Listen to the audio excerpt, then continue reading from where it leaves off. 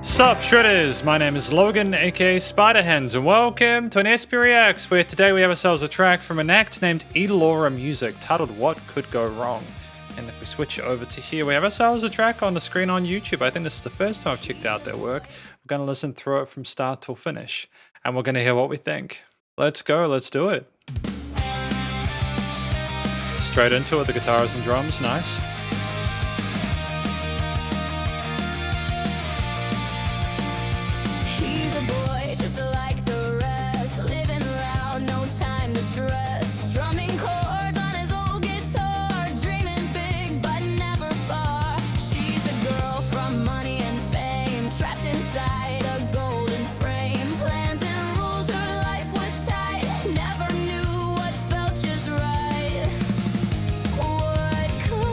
Great transition to the toms here.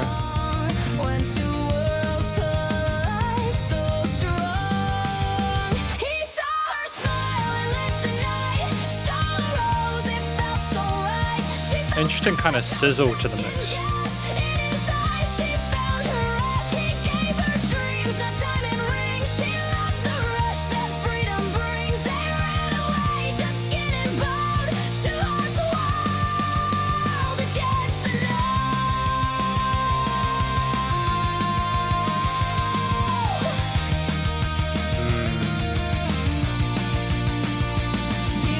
The vocal fry was almost a little bit too visceral in the mix, but I do like that. I mean, that angst is palpable, dude. She was fire, he was flame. People stared, they called it shame. Is he a thief? They used to say, but he just stole her heart that day. She learned to live without a clock.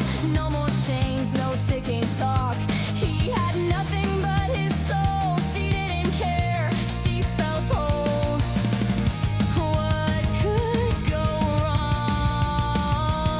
when love feels like a song?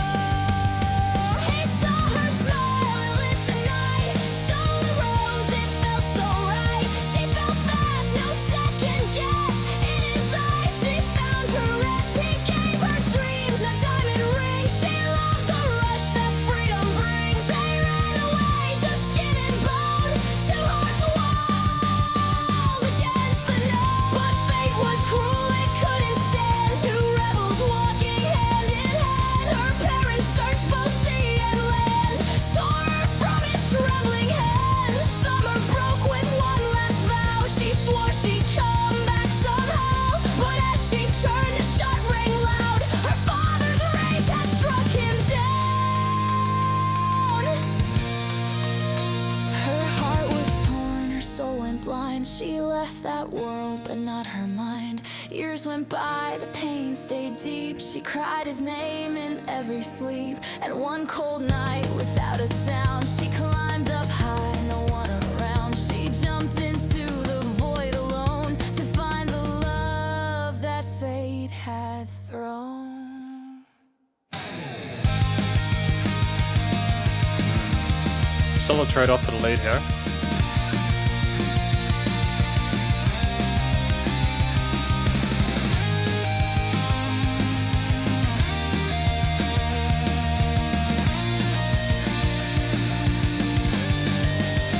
He saw her smile and lit the night. Stole a rose, it felt so right. She fell fast, no second guess. In his eyes she found her rest. He gave her dreams, a diamond ring. She loved the rush that freedom brings. They ran away, just skin and bone. Two hearts wild against the known.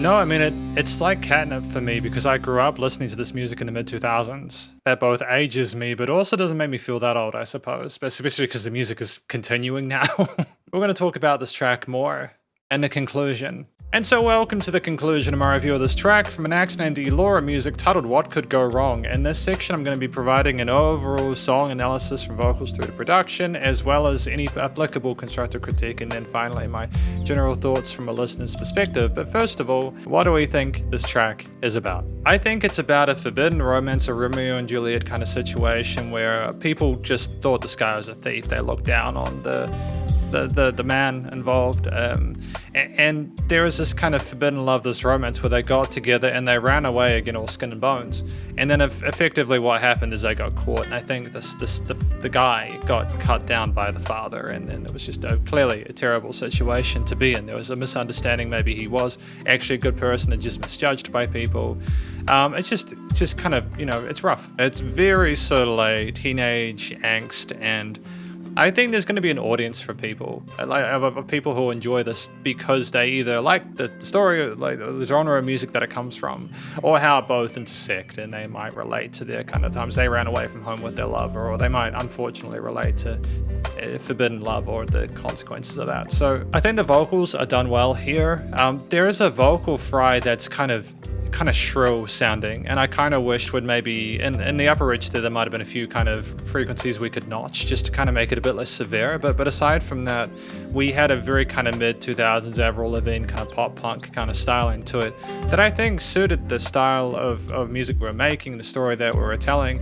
There was angst and grit and vocal fry, but there were some more vulnerable passages as well. There were some notes that kind of hung there in the ether, such as the end before the final chorus section. It was cool to sort of work with the diatonics and occasional chromatics. Ultimately, it's very well handled there, stylistically appropriate, and I think the expression made sense with the subject matter. Structurally, this track at 4 minutes is a longer track. It's just outside the 2 to 4 minute sweet spot, where if it's less than 2 minutes, we might be missing some important context, or if it's more than 4 minutes, where it left in a situation where it can become a bit sort of like overplayed. I don't know how to describe it. It's like if you have one too many times of a thing at 4 minutes, people are definitely going to notice it. So we have various verses and choruses and like a guitar solo section at the end there. The vocals are the prominent focal point throughout, but we also have a variety of different guitar, bass, and drum riffs as well, with different segmented sections there to sort of showcase different elements. I think the kind of octave chordal lead passage on the guitar at the start with the driving drum beat with the 8th note groove, the bass notes respecting and supporting the root notes of the chord progressions, and the power chord elements on the rhythms on the sides of the guitars, double tracked on the mix. I think those are a nice way to enter the track. It's very kind of intense, and all that comes in after that sort of like da-da-dum, that kind of double kick and then the flam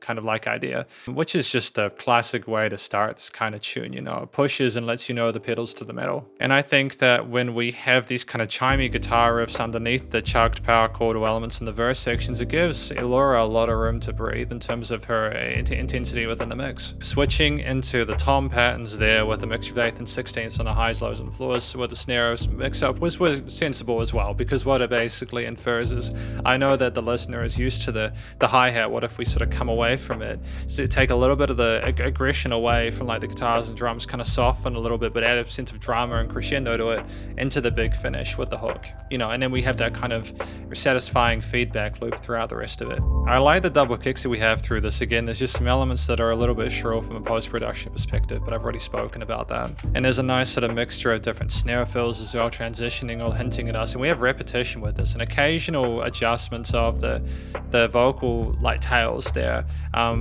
which I think is important to signal we're either at the start of a track or halfway through it. They're just not to take the listener's attention for granted. I think that the kind of I've said driving, but the kind of consistency of the kicks with occasional snare and sort of tom sort of build-ups work well alongside the really colorful sort of like guitar elements there. We're not just relying on the triads, majors, or minors there. The octaves allow for interesting extensions or different interval choices relative to the main sort of like root note that are color and adds a sort of emotional sophistication to it. I think the kind of rotary, kind of Strymon-esque kind of reverbs in that very quiet section after the rage part when I go to sleep. When it needs to be quieter to kind of be able to relate to that. So I just think that sense of sort of compositional dynamic range is important. And I think that having a not overcomplicated guitar solo at the second stage of that is just sensible there. We're trying to make a kind of catchy pop punk track. We're not trying to necessarily show off how virtuosic we are on the strings.